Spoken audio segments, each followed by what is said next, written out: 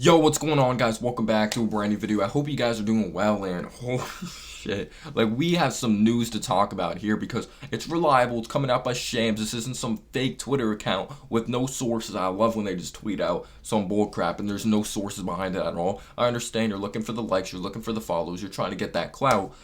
But when I first saw this, I was just like, wow, freaking wow. So, as you guys know, Kevin Durant has requested a trade, but at the same time, Sean Marks is like, you know what? You didn't bring us an NBA championship. We didn't even go to the Eastern Conference Finals. The farthest we went was the second round, taking on the Milwaukee Bucks. So, we don't care. Yes, your preferred destinations were originally the Phoenix Suns, the Miami Heat, but we're trying to get as much back as possible.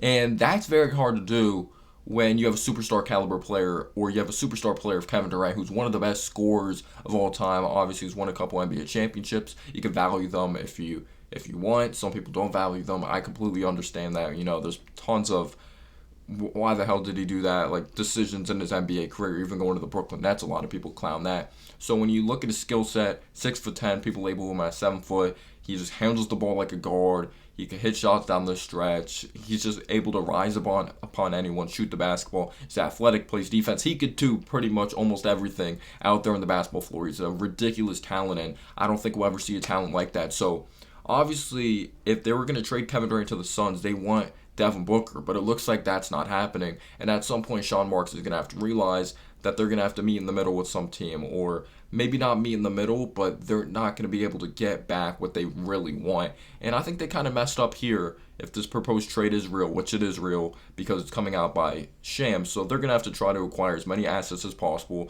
If it's draft picks, to try to acquire a star via trade down the road, trade up in the draft, try to get like a player that has a chance to skyrocket your franchise, or just get several young players, do like what the Oklahoma City Thunder did. So they're in a very weird spot, and they're going to try to get young players that have a chance to have very high potential that can maybe match what Kevin Durant can be. I'm not saying one of those players will be like Kevin Durant, but maybe all those young players combined could have the impact of Kevin Durant, because that's how good freaking Kevin Durant is. So if you did not know, the Boston Celtics are trying to acquire Kevin Durant, and they've had some trade talks with the Brooklyn Nets trying to acquire him. And the Boston Celtics put Jaylen Brown in the proposed trade for Kevin Durant, and the Brooklyn Nets actually declined it. They declined it, and they actually went on to have a counter offer for like in the via trade to acquire Jaylen Brown. I'm not sure what else they asked for.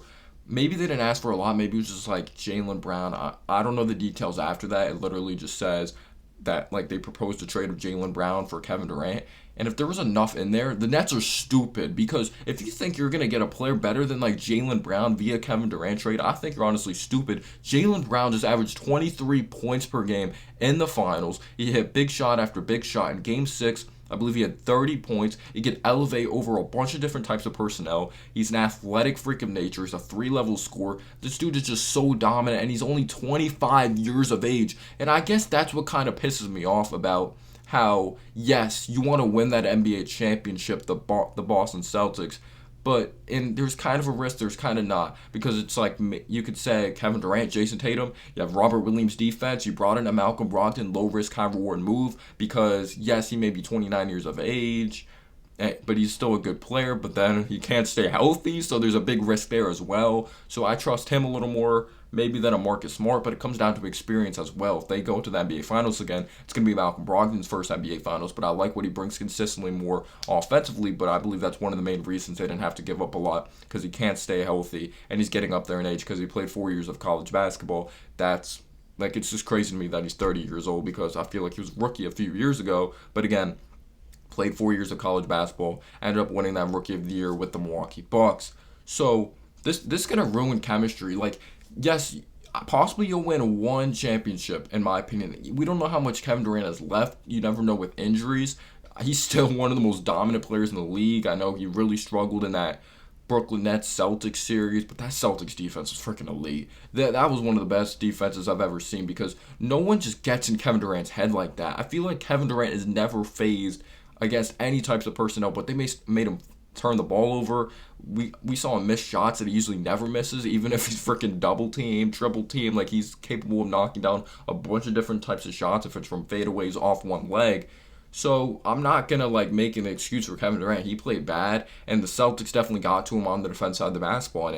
And Kyrie Irving, maybe you could say he played better, but Kyrie Irving was pretty rattled. Like pretty much that entire Nets team was rattled of what the Boston Celtics scheme was being thrown at them when it came to the defense side of the basketball. So yeah, it looks great on paper. You got a Malcolm Brogdon, but he has to stay healthy. Kevin Durant even needs to stay healthy. I feel like that's for every player, but those players do have injury history. So you have Kevin Durant alongside of Jason Tatum, but I'm interested to see how that fit will be because in my opinion, Jaylen Brown is much better than Jason Tatum in the NBA Finals. I feel like Jaylen Brown has a better feel for the game. He knows when to give up the basketball. I feel like Tatum kind of has that issue. He turned over the ball a lot, even though the defense was played a lot differently on a Jason Tatum, but I just thought Jaylen Brown stepped up in the moments when it really mattered most. I'm not saying he's a better player because I know I'll get tons of hate for that. So pretty much if you're giving up Jaylen Brown future draft capital to get a Kevin Durant, yes, you may potentially win in one NBA championship, but there's still no certainty. It's hard to win a freaking NBA championship or even get to the NBA Finals. But the thing that just has me going crazy right now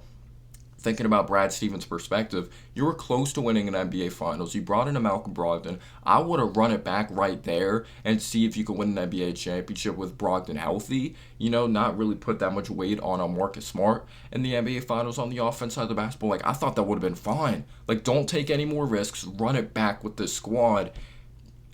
And maybe it's just like, we don't know if a guy like Kevin Durant's going to present themselves like via trade, a disgruntled superstar like this again, so it's willing to take the risk. But worst case scenario, trade for a Kevin Durant, they win one NBA championship.